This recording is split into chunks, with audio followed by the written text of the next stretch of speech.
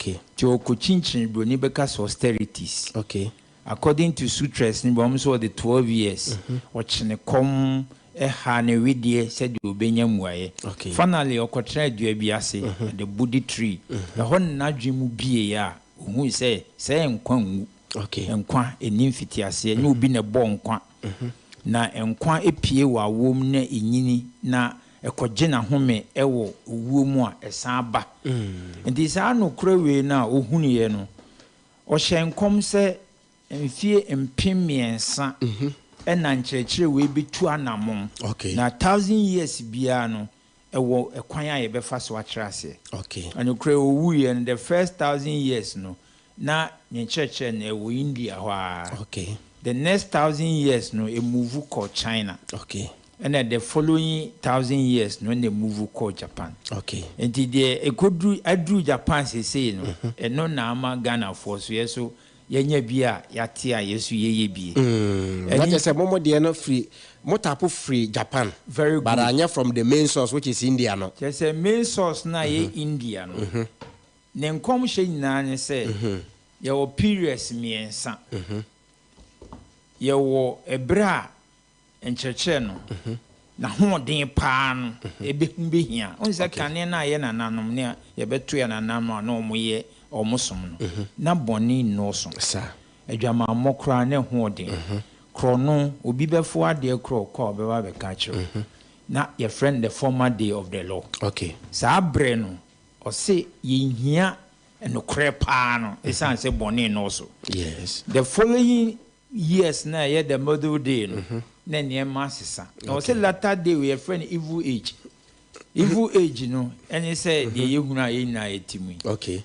Ya ene ejama mokra na e no ma ye hwe gay na no ye zo anye bi kra ye mo skani enso en kane no ke musu kane say o betimi aware kra just we di be 45 years eno kra obedo ado enso ne akola 9 years kra you ja no be ware otimi ware enti ye do latter day ye wo yare pio ho kane ne ni o cancer pa ni kro mi hu cancer na fie bako enso na akola bia o cancer. Yes. Yare beba nyina nti ye do latter day of the law. Okay. Eno na Buddha ne kyerɛ sɛ me horenge kiona the true teachings of the Buddha no I was spreading. Oh, okay. Nti ne okuo bi o Japan a friend is Soka Gakkai International. Yes. Yeah, a president, a French president Sakui Keda 1965 and members ni bi ba Ghana. Yeah, omo ba be exchange program. Emma ba ko a friend Fujimoto. Okay. Ono na obe chante ewa ha. Emma ye first general director ni e friend Asmenin. Ono so sui ka so baby. Oh, okay. No, they call Japan by ya Buddhism. So e ba Ghana. Oh, wow. And so far Buddhism ba Ghana no mfie be say ni. Yes, 1965. And ba Ghana. And so ubetimi do ania fam a o hia mo be branches say na Ghana. Branches there say o call region bia na your regional headquarters. Oh, okay. You will be your Kumasi ha, your Meduma, you will be your Kra no, your chapters Bibri, you will be your Tema, you will be your Voter South, okay. You will be your Sunyai, and Cape Coast. I think say we have spread over. Oba Christianity more. Omo miehunu say omo bibia nam Jesus Christ so. Yeah. Islam beka cho say omo dan Muhammad into omo so ngoma and Quran. Said the Christopher the Bible no. Yeah. Buddhism. Yabeka say mo so mo dan Buddha so. Yeah. Mo so mo na yewura mu a say na etie. De ntia musa sa no say o konkla mo so mu a. Enye hwe kra yin so mo horo mo nsa o kuta nsuo se no kana no. Ansa no mo wura masala chi wana nkra mo dem a o do mo ma bofom kasa bibi no ma sore ye hu se de etie. A Christopher so yesi bibi de worship ni a sha se tro him se ana ye bag gregre yesi apon. Se na Buddhism bi wura mu a mo de ne tie. Bemena Buddhism ye de na me ye no. Your friend chanting. Eno nko ape. Eno nko a. Chant only nam yo horenge kyo and attain supreme enlightenment. Enti mo ko asore dan ni mu a na hia dan ni mu a. Eno nko a ye chanting nko a. Chanting nko a. Ye nya for how many hours? Yeah, and they depend one kasa will taste. Oh, okay. Any desire. Because ade bia ye Buddhism enhyenim. Okay. Enti senya wusi epe. Anase gidie kitawo ye di gidie na ye. Me say me transit say me chantia me chom 2 hours, 3 hours. The same words na meka. Oh, okay. E je fa say wo hia de sredie bi. BBC wani so apesa wo yo bi kura be tu kan bi pesa bompa de ho hye nyamensa and like say ade bi si wani so o make request from oba ade no. Yesa ade na be chante. Your friend Gongyo chest assiduous practice. Oh, okay. Nti ye chante anopa na chante anwumre. Okay. Nti se bibi wo ani so a wo chante a ye was silent prayer. At the end of the chanting no ade a edan akoma so no o ka kire wo nkwane se emra. Okay. Na watu ho anamon. Nti ye prayer effort. Okay. Buddhism enye magical incantation. Oh, okay. Eye abrabo ene asetra se wanya adwuma wo nidi. Sa pepepe na Buddhism. Te oye kwadwofo ntimi nya Buddhism. Okay. Nti wo chante se de ya ubenya kukodru enidaso afei ubenya reshim na osade esoso betimi ado na wodi unyansa akoye adwuma den okay na watimi adi ye nti wo chante wi a ade na wo bo ho mpaye na oso tu ho anamo okay nti sa embem ya semu se on se wo ko esoma hodo na aka ni mu a se de na meka so bia wo ne twere no ena obia wo Dobeka se de ntia ne kandifo ebaye a Christopher de ne se Jesus Christ ne ba be wudi ni moja eje omonkwa saa na Islam fo so ebeka cho se Muhammad so bae e de asem ne bae a eno no mudi akira na so benya nkwa na Buddhism mo miya so pani Buddha no na ni ma miensa na no ntia se se enan ye wu bi se onyini na owu ana oyare very good ebra wo timiko trend bia na efre no Buddhi tree na se no ana adwunu bie no e de no de yense na ho maamo ana otrode to maamo se sanyema nan no na se kire enie entimo practice eno busa otroye no sansem na ohunu ya na otro ni nyina wo ye fe 80,000 sutras na 80,000 sutras no de nen kokopu nyina ye friend the Lotus Sutra eno ne the ultimate one. The ultimate one. Okay. 28 chapters. Oh, okay. Now, Lotus Sutra, the title ni Myoho Rengen Kyo. Okay. Which is the universal law of cause and effect. According to the Buddha, and the whole universe a law. Okay. A mra. A de bi a wo wiase bia ne enkwa e de awo ene yini yare ene wu ene odi operate. Okay. Your friend the cosmic law. The renge no the law of cause and effect. Yes. The obedua na obetwa. Yeah. The Uba Buddhism obi nshra obi nnome obi. Wa wano asem ne ye ene wadwene no ene be kire tibia obekom. Na Buddhism kire 10 worlds. Okay. 10 worlds na ye tibia du. Be you wait fat bia na bobo so. Ye betimi. Tibia do de di kan ye se ni se. Di kan ye wo form ye hell. Ya tibia. Sencheche piche se hell de wu ansa no wako. Buddhism che se hell kan ho. Okay. Sisi a obetima ko hell. Sisi a metie na se mefa nse ja to ha na mehia hell na makom no. Oh, okay. Ye tosu mienu e hunger. Hunger ye greed edufurupe. Greed enu ye desire. Na obi o ho na ni greediness no aburu so amrafe wakoye ni bebrefo. Ene na se baye. Okay. Ni brade bibiri enu ye second word hunger ye toso 3 moatibia animality to kill or being killed tokwa emoa na kontokwa nipa nkontokwa ti sabia nipa be hyase se ye kumi ho ne ye bore ho ne ewura tibia toso miensen wo form friend animality and ye jungle law and ye the survival of the fittest ye toso na ye anger anger ye to dominate so obi wa opeso o show so mentwa no abusia bra Facebook na sa ye the 10 worlds of Buddhism no ya project ni nyina on Facebook oba obehu ni nyina ebia na papa kan ya ochotwe na ebia mfo asumi ya wanhu na oba Facebook ya project ni nyina go sisi a bra na behwama ya sisi a ya papa se edu anger ya ba anger very good anger so unse ye leaders bibiro ha wo kan wo nka bi yes a condition of anger wo challenge ni so a obekum detectors no and as a tyrants no. That's it. Okay. That is the condition of anger. And your humanity, your calmness, your nipa omo ya badwemma, omo ye kom, omo twene ko akiri, ansa na omo tuanamo. Your torso 6 heaven. Oh, okay. Heaven na ye kan na wa ya joy. Heaven and hell ni nyina wasase so. Now wo nipa bia tibia make cancer bia. The friend mutual possession of the ten. Nti ado no yengu ansa na yenyamu chafa. Utimu a wo. Eze ko fi na ire je akwa wa 2 no set table ma. Na for the tawo gu ko na aduane akondo na siwani na dia enya joy se wanya hwan bi asi ho a konye nko a heaven na no okay but obet me free heaven one by hell okay because but ni na anya constant enya permanent okay good until we your friends 6 lower west na che se ehun behia se nipa wo tasase so bomodin se obeye adwumanya ska adwani o na dey be pay dey asase so the purpose of life is to be happy. Oh, okay. Anything asase ye baso to enjoy ourselves. Okay.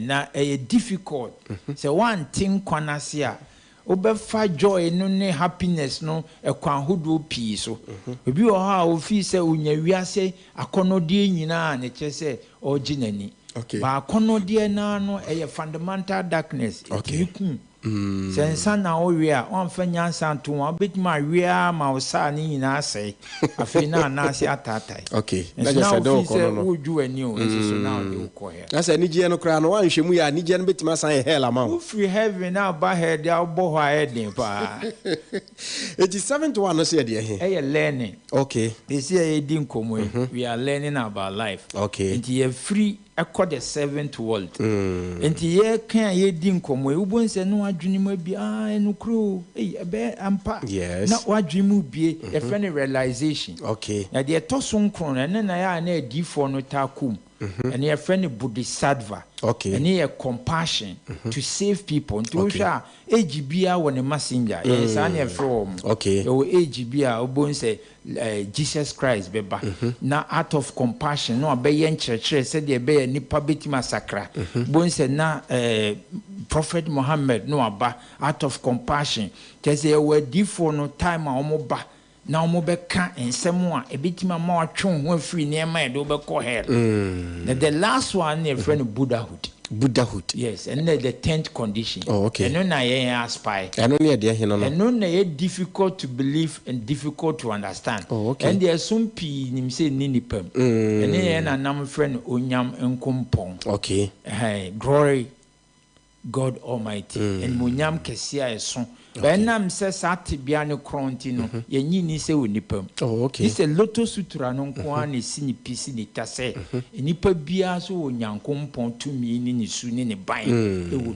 no okay the practice of Buddhism no also utimi ye Buddha ye friend Buddha okay the enlightened condition and inti ye practice Buddhism Buddha ne ban se obebie nipa adwene ma nipa atene ho anse se obia atimi ye Buddha okay obia kitanyamkopo su ni ne ban ni tumi ya saati bia no any the ultimate ntia e ba asase we so right abusia me koso aka wo sajen kwa 101.9 FM so ni dwumade ne asetena mu nsem na ye ne Buddhism esum mu mpanifo ba ko opani odi no kra Uncle Joe aha opani ba ko ana ahia Uncle Joe na ye wode fa Buddhism esum ni amaye hunu mu na ye timi ate ase na se ye kondo na wo se ekobia yakọ ana nso onua bisusu wo mu a wo hunu se somo wo mu no sei na tie ni nyina aka asetena mu nsem ho na ma asetena ne complete Jesus Christ ba ye no yes we ya jonkwa Messiah Muhammad ba ye no yes we ye nkomsheni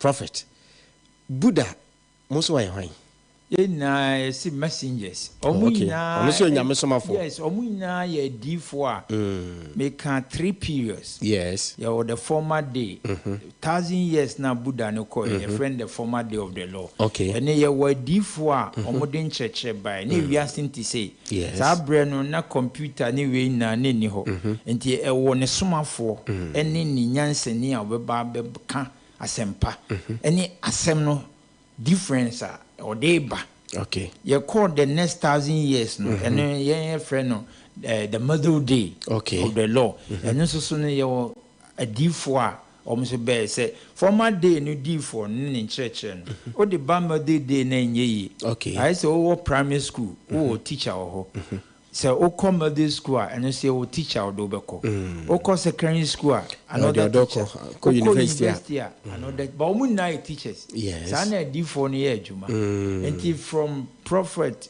Muhammad sweet Jesus any Buddhists or nyina ye teachers okay but age bia any the elba no you who said NICHIREN Buddhism or the original Buddha for the latter day okay no say God Almighty and now onyankompon and now the Buddha nature it will be okay into ubetima dani God and now Buddha so where the no sanity and now onyankompon now we share ye ya brabo ya yetimu eniyema edi ani hunu die tu wana mo de de ensa ko kekanya ye betumi ama nyankopon su a ewe mu na dadi a friend of fundamental darkness dampon no mumio dampon no mumio say fundamental darkness ye de no aye thick okay enti ama ye refie ho and so no in the darkness comes out the light said the uti bia ne condition bia wo bia no Buddha and now Yankumpon Suban count. Okay. But them new crowd ballers no.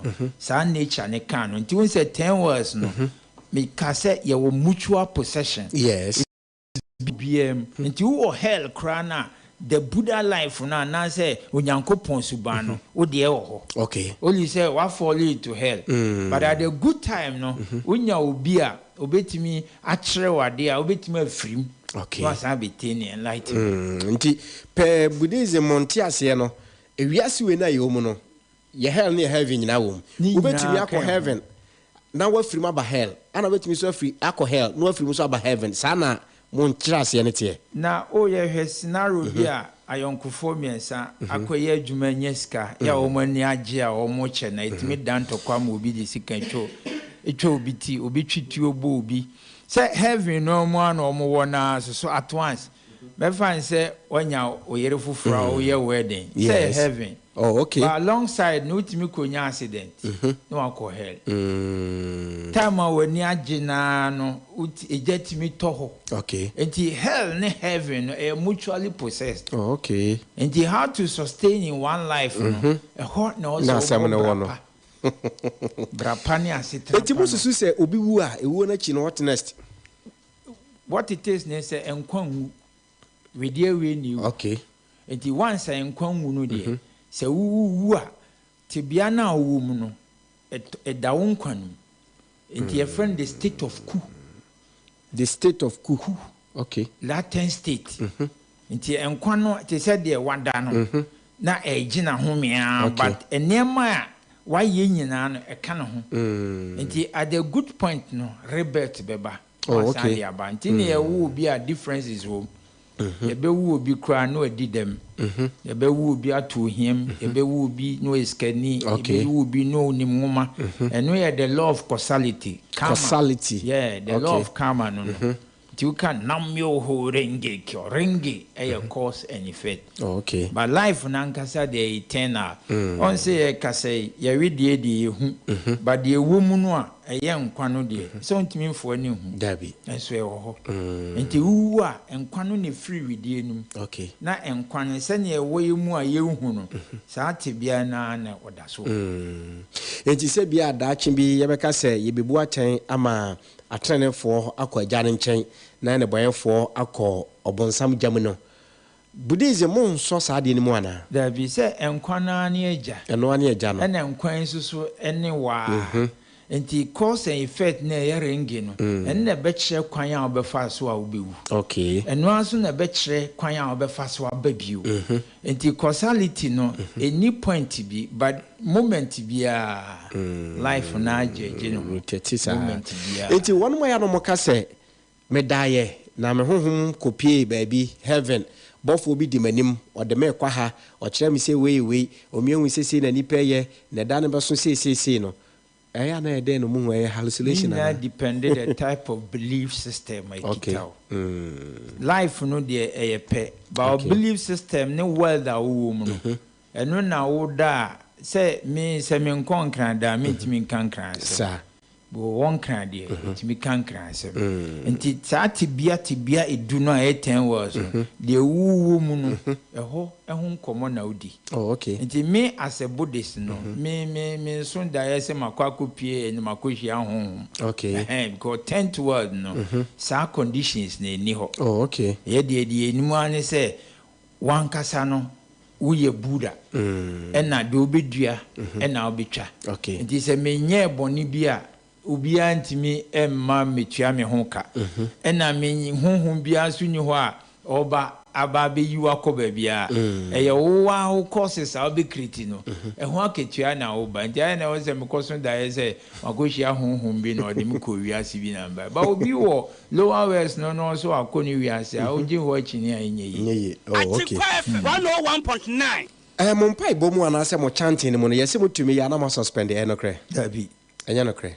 Say to me chanting sorty. So we dey bia utwa ni tia wanti a. Ba dey mo chant be 2 hours ne 5 hours ne 10 hours ne dey. Yesi wo hom ni timi free mo na wo timi ye beba na mo suspend na mo sense. Wadwe mu ne bie. Oh, okay. Then Nami Horengi Kyone, the Buddha's wisdom, enlightenment. Okay. And the more now we chanting, now o ting kwasi. Okay. Now a kuku drew a costro. Now we nya rishim. And the afeun so bibia bu. And yes, a bia o chantia now o to cover bia debi. A nyansa. And a key. Nyansa and a ye a dear sumbo chain bibia. Oh, okay. Because nyansa. And a bit me lead you. I'm why ye papa and answer why you born. This oh nyansa oh adinina. Okay. Which me who the enye any day. Right. I wish you to Mirikai na ebra Facebook na baby edru ne de chise we wo hye enya waso na so de tie. It is o dwom ana sempo wo shop na se woni smartphone a saka mu na wote driver kra na wo twishan na wo tie na ni smartphone a bomodia passengers ni po obi de se mo fa nko Facebook sisi a agenkwa FM Kumase 101.9 na ade e ba beda na dia ne beka ho asem no chese odo wani hunu na watumi atiase eti tumrika na bra Facebook sisi a kosona fo asem bisa eno adwenchere nyina bra WhatsApp number 0244 840 108 0244 840 108 obey no voice note e ma ne mbro 1 minute na efa bra 17 wa edu 1 minute bia na wakate no efoforo sa na dia ba na ya bona ya tie ni nyina angejo ohiwa ma so di niam bi aba ba ko esiase fe te se de okọ Christopher no demo a ma so demo a mo gento atum no ana ma so ade bia sensa ya hyehyɛ no fe esim ansa na de asa hina esimo ana ade bi te se de ana court tetelesta judge ni di asemi o de boho no sa na dua na ye na mi hu de so inside ho no so demo me pa cho sa ne man ye friend say na de o mosom nim now bisa se kwan be ne fa so bompae na nka wo che we ni wi na ka back to say uba Buddhism ye wo altar okay e ho na ye bompae oh okay friend right sanctuary and the Buddha no can be say friend 3 great secret laws 3 great secret laws no the di kan ye Gohonson no the original Buddha NICHIREN Buddhism okay bia owo mu a e ma ye hu so ye Buddha an say obisa am say Sakyamuni e de no ye ya odidi adanse say oye Buddha yes NICHIREN Buddhism e de pen ni ink e be throw paper so okay ye friend Gohonson e tre say ne Buddha ne tibia ne sitie okay enti wo ba ye altar na ye wo Busudan ye wo adaka bisa Busudan good ya ne nkofo ka say Buddhism e bibia ye hu enye hu Busudan ya adaka so we did Gohonson the Buddha's life paper no the ink actual tibia ema yehu se wo na ye Buddha I wish you bra Facebook bra na ba sha de na ye kan bra Gohonson no esen Busudan okay na o bell we ho we bell na ka sa se de enye we ye bell we oh okay wo hwe ho kra sa ya wa no sound bomb na mtie sound no oh okay as a Roman down a boom kon okay until we near a bomb pie so we chant on say bell travel sound no life is also a sound a light good until utra otanenim sa Gohonson is Buddhist Busudan okay o bell wa ha your green leaf Yeah, and also you see autumn. Okay. I did be a green be actually eternal life or youthful life. Okay. And there were glass kit to be uber sense your pure. Yes. And also share purity. Make sure said the Buddha nature. Yes, that's it. Green no eternity. In soon a purity. The fundamental purifying life force. Yes. And Titibiana a chrono or a pure. Okay. Near my bonny beer ni ho. Your incense. On say incense and also a fragrance. Yes. I did well say one quano. It me tuya. Now frequency no. It me cosro. Good. Until we started.